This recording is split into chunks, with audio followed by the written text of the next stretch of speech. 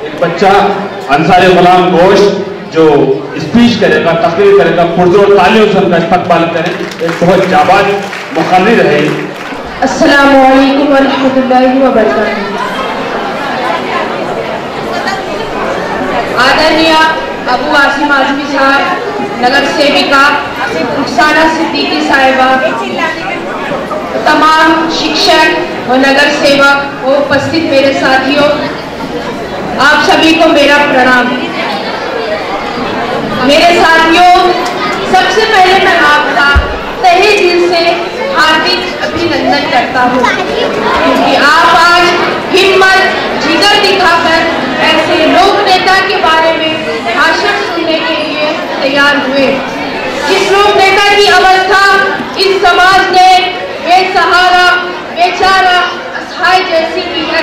कट्टरतावादी सामाजिक प्रभाव मुझसे नाराज होगा, ये मालूम होते हुए भी मैं जानबूझकर ऐसे लोक नेता के बारे में बोलने जा रहा हूँ, जो आजाद देश में सबसे ज्यादा बदनसीब लोक नेता रहा, जिसके पीछे कभी कोई व्यक्ति, नेता या पार्टी सच्ची श्रद्धा भावना से कभी खड़ी नहीं हुई। उनके नाम पर गलत फहमियां फैलाई गई। हर कोई उस लोक नेता का नाम प्राइवेट प्रॉपर्टी की तरह इस्तेमाल कर रहा है या पब्लिक प्रॉपर्टी की तरह उस लोक नेता का नाम बर्बाद कर रहा है।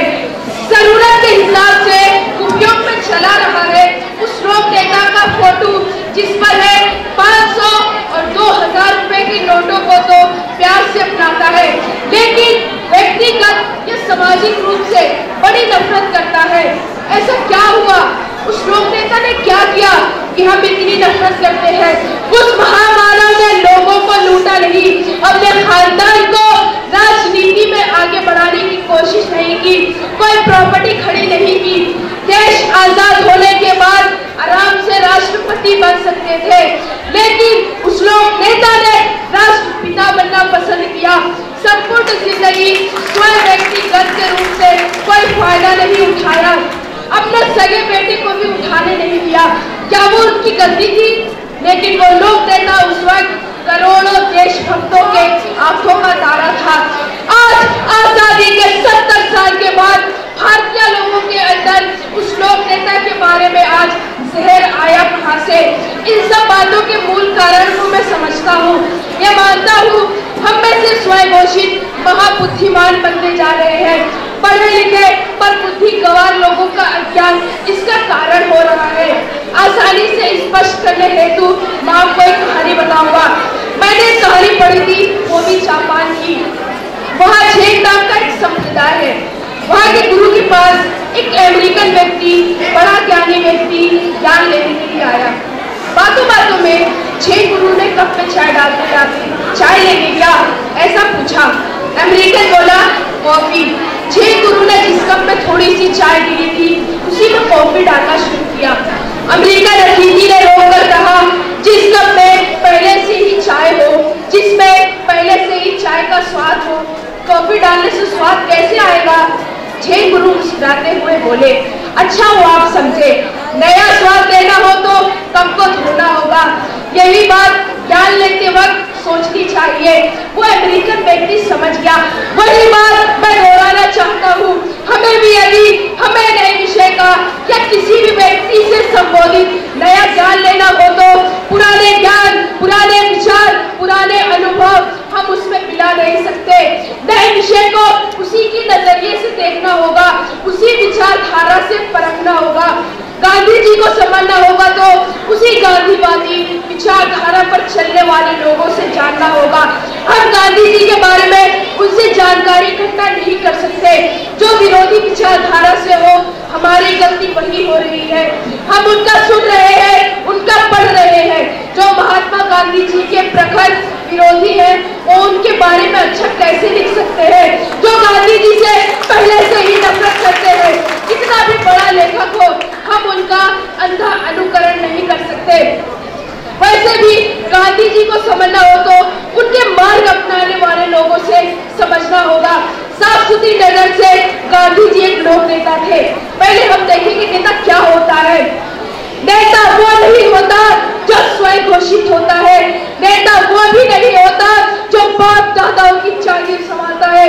मित्रों, नेता वो होता है जो जनता के दिल पर अधिराज करता है, सबके लिए जीता है और सबके लिए मरता है, जिसे जाति, धर्म, पंथ, प्रांत, देश, महाखंड की संकुचित सीमाएं बंधन नहीं बना सकती।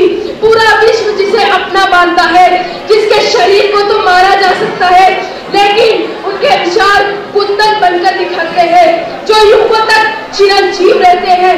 गांधी जी एक ऐसे नेता थे जिनके मार्ग पर अफ्रीकी नेता नेल्सन मंडेला से लेकर अमेरिका के मार्टिन लूथर किंग तक सबने चलना पसंद किया। विश्व के बड़े से बड़े विश्वविद्यालय में तो आज अध्यापन का विषय बन गया है। भारतीय स्वतंत्रता के संग्राम में पितामह महात्मा गांधी जी को और नहीं जानता उन्हें अहिंसा सत्याग्रह के उनके हथियार को, चरखा एवं खादी को मोहनदास करमचंद गांधी पूरे जर्जर शरीर के अंदर नवचैतन्य से लबालब भरा एक जन्मलोभी, एक दृष्ट ज्ञानी जब उसके बारे में सोचते हैं तो चंद सवाल खड़े होते हैं। एक हाथ में चरखा, दूसरे हाथ में सत्ता अहिंसा का शस्त्र धारण करने वाले इसी खादीधारी बुजुर्ग व्यक्ति के पास ऐसा क्या था, ऐसी कौन सी चीज थी जिसने उन्हें महात्मा बना दिया, एक राष्ट्रपिता बना दिया? उस जर्जर शरीर में 40 करोड़ जनता को पागल दीवाना बनाने वाला ऐसा कौन सा अग्रसर बल था? पागल दीवाना बनाने वाला ऐसा कौन सा अग्रसर बल था जिसने 1857 के अपयश के बाद निराश हुए डरपोक लोगों के दिल और दिमाग में देश के लिए कुर्बानी करने का जज्बा उन्होंने कैसे पैदा किया? उन्होंने सत्ता अहिंसा ये शब्द देशवासियों को तो 10,000 वर्ष पहले से ज्ञान थे। उसमें इस संत ने ऐसा कौन सा सजीव रस भर दिया था कि आम जनता को उन शब्दों का पुनः आकलन हुआ। गांधी जी के प्रति आज के युवकों की नफरत देखकर आज बहुत दुख होता है। हम बहुत सारे लोग गांधी विचार दर्शन पढ़े बिना, उसका आकलन किए बिना, तौलिक समीक्षा किए बिना, वाद विवाद किए बिना सिर्फ और सिर्फ विरोध के लिए विरोध कर रहे हैं, वो भी किसी दूसरे का सुनकर, उसने दिए हुए रेफरेंस पढ़कर। 1857 के विद्रोह के उपरांत अनेक बगावतें एवं क्रांतियां हुई। ऐसे सुनकर बाद में बोलने वालों से मैं बताना चाहता हूँ और मैं पूछना चाहता हूँ, 1857 के विद्रोह के उपरांत अनेक बगावतें एवं क्रांतियां हुई, इसके कारण अंग्रेजों के अखंड साम्राज्य को छोटी छोटे आई, कभी मरभेदी घाव नहीं मिला।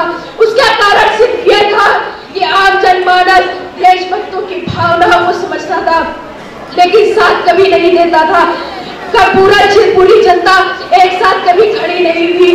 हर क्रांतियों के पीछे 200, 400, 500, 1000, 1500